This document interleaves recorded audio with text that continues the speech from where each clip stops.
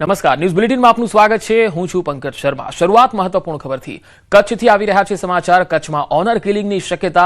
નખત્રાણાના ખાંભલા ગામે આ બનાવ બન્યો છે, જ્યાં પિતાએ જ પુત્રી અને તેના પ્રેમીની હત્યા કરી દીધી। બંનેના મૃતદેહને કૂવામાં ફેંકી દીધા। 1.5 મહિના પહેલા બનેલી ઘટનાનો પર્દાફાશ થયો છે। પોલીસ સ્ટેશનમાં ગુનાની શોધ કરાવી અને ગુનાની નોંધ કરાવી અને પિતા જ પોલીસને ગેરમાર્ગે દોરતા હતા। પોલીસને શંકા જતા પિતાની કડક પૂછપરછ કરી અને સમગ્ર ભાંડો ફૂટી ગયો। પોલીસ અને ફાયર વિભાગ દ્વારા કૂવામાં સર્ચ ઓપરેશન કરતા 2 મૃતદેહ મળી આવ્યા। હાલ આ સમગ્ર મામલે તપાસ ચાલી રહી છે। નખત્રાણા તાલુકાના ખાંભલા ગામે હચમચાવતી ઘટના છે તે સામે આવી છે। પિતાએ જ પુત્રી અને પ્રેમીની હત્યા કરી અને 100 ફૂટ ઊંડા કૂવામાં છે તે મૃતદેહોને ફેંકી દીધા છે। ન્યૂઝ 18 ગુજરાતીની ટીમ જ્યારે અહીંયા ખાંભલા ગામે આવી ત્યારે જે રીતે આપ દ્રશ્યોમાં જોઈ રહ્યા છો કે બંને મૃતદેહ છે તે કૂવામાં ફેંકી દેવામાં આવ્યા છે। તે કૂવામાંથી બહાર કાઢવા માટે જે પોલીસ છે તંત્ર છે તેની ટીમ અહીં કને પહોંચી છે। જે ફાયર વિભાગની ટીમ દ્વારા છે તે કૂવામાં ઉતરી અને જે મૃતદેહ છે તેને બહાર કાઢવાના પ્રયાસો છે તે હાથ ધરવામાં આવી રહ્યા છે। ચોક્કસથી જે રીતે પ્રાથમિક સમગ્ર વિગતો સામે આવી છે કે વિગતે વાત કરીએ તો પ્રાથમિક વિગતોમાં એવું બહાર આવ્યું છે કે જે પિતા છે તેની પુત્રીને અને પ્રેમી છે તેની હત્યા કરી અને 1.5 માસ પહેલાં છે તે કૂવામાં અહીં કને ફેંકી દીધી હતી અને ત્યારબાદ છે તે ગુમ નોંધાવવામાં આવી હતી પોલીસ સ્ટેશન ખાતે। નખત્રાણા પોલીસ સ્ટેશનમાં ખાતે અવારનવાર છે તે પિતા દ્વારા છે તે પૂછતાછ કરવામાં આવતી હતી કે કોઈ પુત્રીનો અને જે પુત્ર છે તેનો કોઈ પતો લાગ્યો છે કે નહીં। ત્યારબાદ છે તે પોલીસને શંકા જતા સમગ્ર મામલે છે તે પાપનો ભાંડો છે તે ફૂટ્યો હતો અને પોલીસ દ્વારા છે તે કડકાઈપૂર્વક છે તે પૂછતાછ કરતાં સમગ્ર હકીકત તેઓએ જણાવી હતી કે 1.5 માસ અગાઉ જે પિતા જે પુત્રી છે અને જે પ્રેમી છે તેની હત્યા કરી અને આ કૂવો જે રીતે આપ દ્રશ્યોમાં જોઈ રહ્યા છો કે આ કૂવામાં તેઓને ફેંકી દેવામાં આવી હતી અને ત્યારબાદ છે તે ગુમ નોંધ છે તે નોંધાવવામાં આવી હતી। તો હાલ સમગ્ર તંત્રની ટીમ દ્વારા છે તે બંનેના મૃતદેહ છે તેને આઈડેન્ટિફાઈ કરી લેવામાં આવ્યા છે કેમેરા દ્વારા અને કેમેરાની મદદથી જે આઈડેન્ટિફાઈ થયા બાદ ફાયર વિભાગના છે જે માણસો છે તેને અંદર ઉતારી અને મૃતદેહ છે તેને બહાર કાઢવાના પ્રયાસો છે તે હાલ હાથ ધરવામાં આવ્યા છે। મેહુલ સોલંકી, ન્યૂઝ 18 ગુજરાતી, કચ્છ।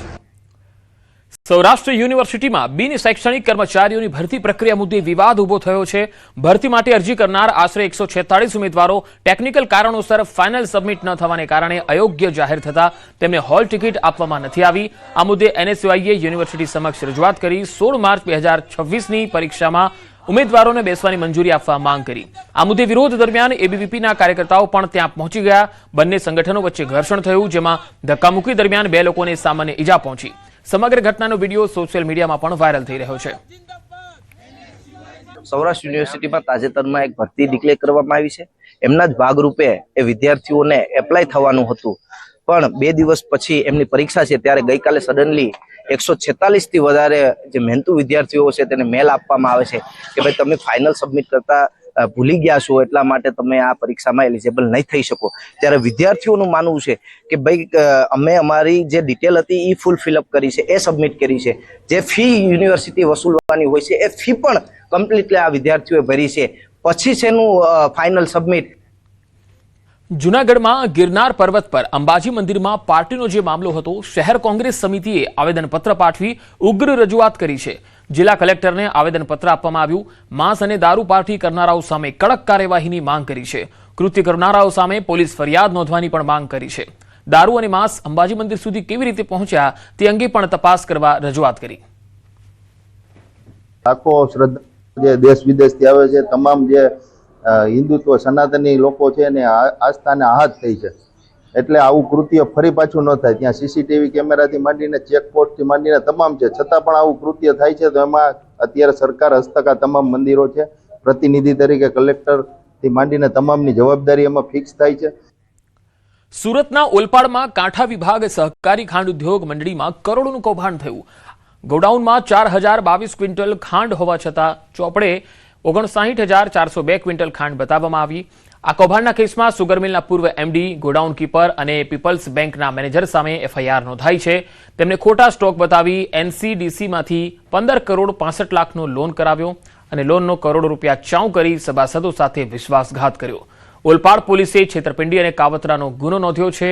સમગ્ર મામલે સુગર મિલના સભાસદ બ્રિજેશ ઉર્ફે વિરલ પટેલે પોલીસ ફરિયાદ નોંધાવી છે.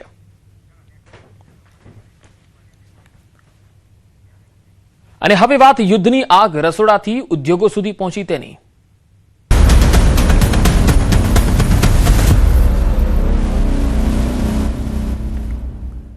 રાજ્યમાં ગેસની અછતને કારણે અનેક સ્થળોએ મુશ્કેલીઓ ઊભી થઈ ગઈ છે.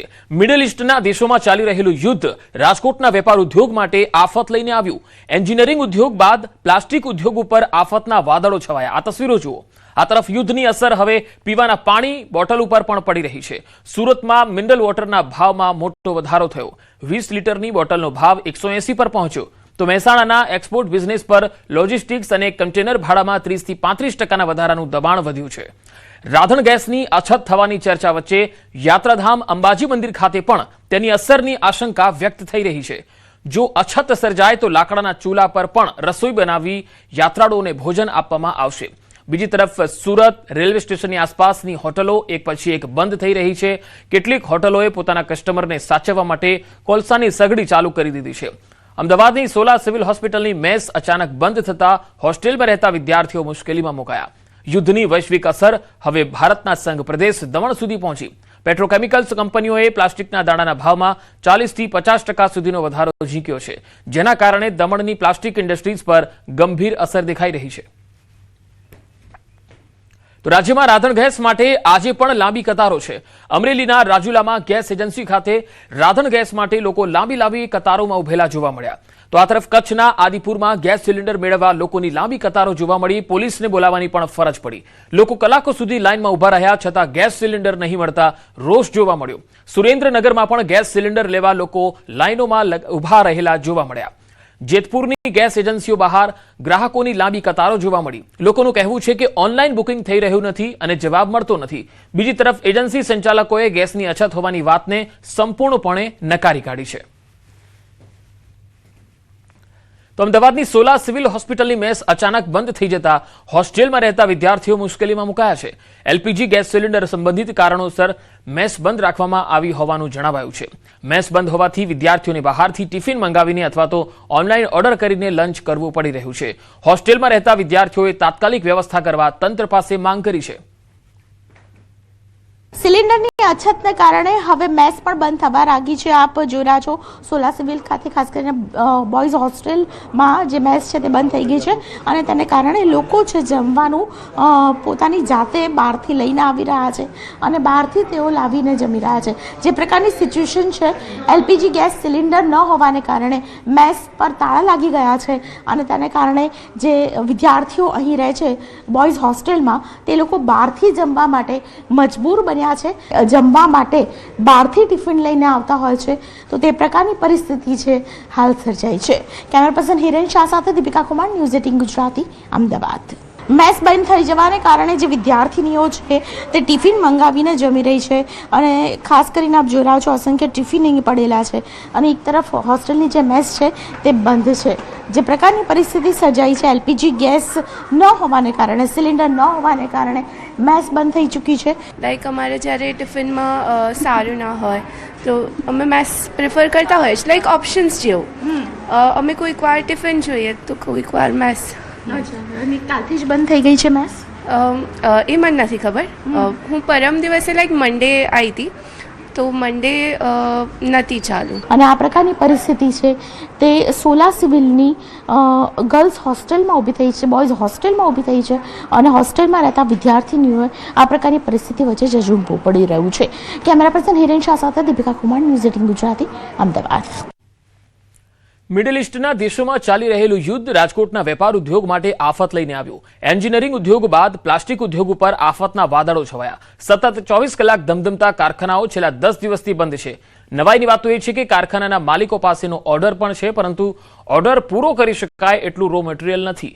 યુદ્ધના કારણે રો મટીરિયલ અટવાયું છે. યુદ્ધના કારણે દાણાના ભાવ પણ વધ્યા છે. યુદ્ધ પહેલા જે દાણાના ભાવ 100 હતા તે હવે 151 રૂપિયા સુધી પહોંચ્યા. પ્લાસ્ટિક મેન્યુફેક્ચરિંગ એસોસિએશનના પ્રમુખે દાવો કર્યો કે 200 જેટલા ઉદ્યોગો બંધ છે. યુદ્ધ લાંબુ ચાલશે તો હજારો લોકોની રોજગારીને સીધી અસર થશે. યુદ્ધની અસર રાજકોટના પ્લાસ્ટિક ઉદ્યોગની અંદર તો અત્યારે અમારે બહુ જબરજસ્ત અસર થઈ છે, કારણ કે રો મટીરિયલના જે રેટ જે 26 તારીખથી જે રેટ હતા 27 તારીખથી યુદ્ધ ચાલુ થયા પછી એક તો રો મટીરિયલ મળતું બંધ થઈ ગયું છે, અને રેટમાં 50%થી વધારે અત્યારે વધારો આવી ગયો છે 10 દિવસની અંદર, અને છતાં મટીરિયલ ઇઝીલી અવેલેબલ છે નહીં. યુદ્ધ પહેલાં તો અમે અમારી વાત કરીએ તો માનો કે જે દાણાનો કિંમત 100 રૂપિયા 99 રૂપિયા જે દાણાનો ભાવ હતો જે 26-27 તારીખે, એ આજે અત્યારે એનો બેઝિક રેટ અત્યારે 151 રૂપિયા જેવો બેઝિક રેટ છે, છતાં ઇઝીલી અવેલેબલ નથી. જે ઓન આપવા છતાંય દાણા મળતા નથી. અત્યારે મોટો દાણાનો એ પ્રોબ્લેમ છે. પહેલાં 12 કલાક કામ મળતું અને અત્યારે સાવ બેઠા જ છીએ, કામ જ નથી. અને છૂટા શેઠે કીધું છે છૂટા કરી દેશું, તો અમારે જવું ક્યાં હવે? ઘર શેના ઉપર રાખવું? અમારે આની ઉપર તો હતું જ, તો અત્યારે કામ ક્યાંય મળતું નથી, એટલે પૂરું થઈ ગયું. 12 દિવસથી ફ્રી બેઠા છીએ સાવ, અને હજી જો કામ નહીં આવે તો શેઠે કીધું છે છૂટા કરી દેશું અમે. મિડલ ઇસ્ટના દેશમાં જે યુદ્ધને કારણે અત્યારે પ્લાસ્ટિક ઇન્ડસ્ટ્રીઝ ઉપર એની ભયંકર અસર થઈ છે કે રાજકોટની અંદર 2500 યુનિટ અવેલેબલ છે, એમાંથી અત્યારે 400 થી 500 યુનિટ બંધ છે, જે ફક્ત રો મટીરિયલને કારણે બંધ છે. રો મટીરિયલના ભાવમાં 50 થી 60% જેવો ભયંકર ભાવ વધારો છે, અને 50% ભાવ વધારો આપતા પણ મટીરિયલ મળતું નથી, અવેલેબલ નથી. માટે નાના યુનિટને તો અત્યારે વસ્તુ મટીરિયલ ભૂલી જવાની વાત છે, અને આ યુનિટ બંધ છે એમને કારણે 1000 થી 1500 માણસની રોજગારી ઉપર પણ અસર પડી છે. 40 થી 50 હજાર રૂપિયા જેવું અમારે અંદાજિત લેબર થાય, કે જેની અંદર અમે લેબરના પણ પૈસા કાઢીએ, અમારા પોતાના પણ કાઢવાના રહેશે, અને જો આ પરિસ્થિતિ તો અમારે શેડ પણ બધા ભાડે હોઈએ છીએ, તો જેના ભાડા હોય છે, લાડ બિલ હોઈએ છીએ, એ પણ અમે ન ભરી શકીએ, તો અત્યારે અમારે જાતે મજૂરી કરવી પડે અને લેબરને છૂટા કરવા પડે. મિડલ ઇસ્ટના દેશોમાં ચાલી રહેલા યુદ્ધની ગંભીર અસર રાજકોટના ઉદ્યોગો ઉપર પડી રહી છે.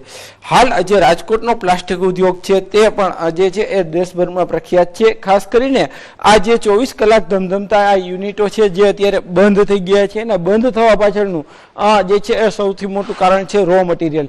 રો મટીરિયલ છે તે કતાર સહિતના મિડલ ઇસ્ટના અનેક દેશોમાંથી જે આવતું હોય છે. પહેલા જે રો મટીરિયલના ભાવ હતા તેમાં લગભગ ડબલ જેટલા થઈ ગયા છે, અને એના કારણે આ જે ધંધા રોજગારો છે તે બંધ થઈ ગયા છે. એક સમય અહીંયા જે કારીગરોનો સ્ટાફ જે કામ કરતો હતો તે પણ અત્યારે જે છે એ તેમને છૂટો કરી દેવામાં આવ્યો છે. રાજકોટમાં અને આસપાસમાં આશરે 2500 કરતાં પણ વધુ પ્લાસ્ટિકના કારખાનાઓ આવેલા છે, અને અત્યારે જે રીતના વાત કરવામાં આવે તો અહીંયા ચમચીથી લઈ અને મોટા મોટા પ્લાસ્ટિકની વસ્તુઓ છે તે રાજકોટની અલગ અલગ ઇન્ડસ્ટ્રીઝમાં બનતી હોય છે, પરંતુ જે રીતના રો મટીરિયલનો ભાવ વધ્યો છે, જે રો મટીરિયલ છે તેમની પણ ક્યાંક ઘટ સર્જાઈ રહી છે, અને આ ઘટના કારણે આ જે છે તે ઓર્ડરો પણ અનેક પેન્ડિંગ છે, અને અત્યારે આ જે યુનિટો છે તે બંધ થઈ ગયા છે. ખાસ કરીને જે એ માત્ર એક જ મહિના દરમિયાન રાજકોટમાં જે 100 કરોડ રૂપિયાનું જે ટર્ન ઓવર છે તે આશરે 100 કરોડ રૂપિયાથી પણ વધુનું ટર્ન ઓવર છે તે પ્લાસ્ટિક ઇન્ડસ્ટ્રીઝમાં થતું હોય છે, પરંતુ ક્યાંક ને ક્યાંક આ યુદ્ધની આ સ્થિતિના કારણે જે છે તે ક્યાંક આમાં ઘટ આવી છે.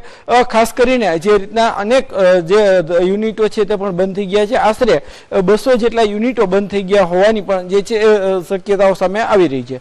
હાર્દિક જોશી, ન્યૂઝ 18 ગુજરાતી, રાજકોટ. ઈરાન અને ઇઝરાયલ વચ્ચેના યુદ્ધની અસર સુરતના ફરસાણની દુકાન પર એવી તો જોવા મળી કે ગેસની અછતના કારણે સુરતીઓની ડીશમાંથી તેમની મનપસંદ વાનગી લોચો ગાયબ થઈ જશે. ગ્રાહકને સાચવવા માટે ફરસાણના વેપારી ફરસાણ હોલસેલમાં લાવીને વેચતા રહ્યા છે, પણ હવે લોચો બની શકે છે એટલો ગેસનો પુરવઠો પણ નથી બચ્યો. કારણ કે અમે એવું સાંભળ્યું કે આજનો દિવસ છેલ્લો, કાલથી લોચો નહીં મળે. અમારી પાસે કોમર્શિયલ સિલિન્ડર એક જ છે ફક્ત, જે આજના દિવસ પૂરતું જ છે. કાલે શું કરવું એ એક મોટો સવાલ છે. હવે અત્યારે તો હાલ પૂરતો અમે અમુક વસ્તુ બહારથી હોલસેલમાં લાવીએ છીએ કે દુકાનનું કામકાજ ચાલુ રહે, પણ લોચા માટે હવે અઘરું થઈ રહ્યું છે.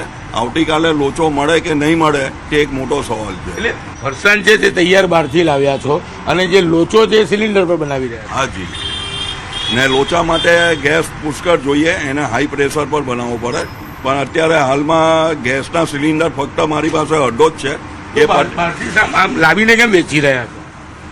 ગ્રાહકને સાચવવા માટે, દુકાનનું કામકાજ ચાલુ રહે એટલા માટે એક કાઉન્ટર પર મૂકીએ છીએ બહારથી લાવીને.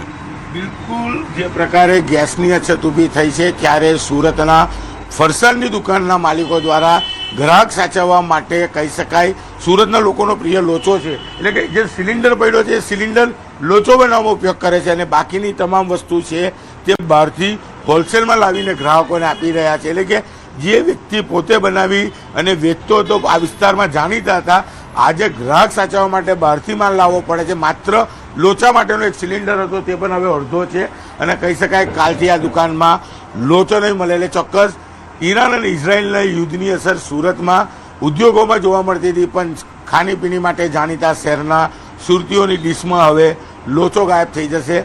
એનું કારણ ગેસ છે. કેમેરામેન જીગર ગુગલ સાથે કીર્તેશ પટેલ, ન્યૂઝ 18 ગુજરાતી, સુરત.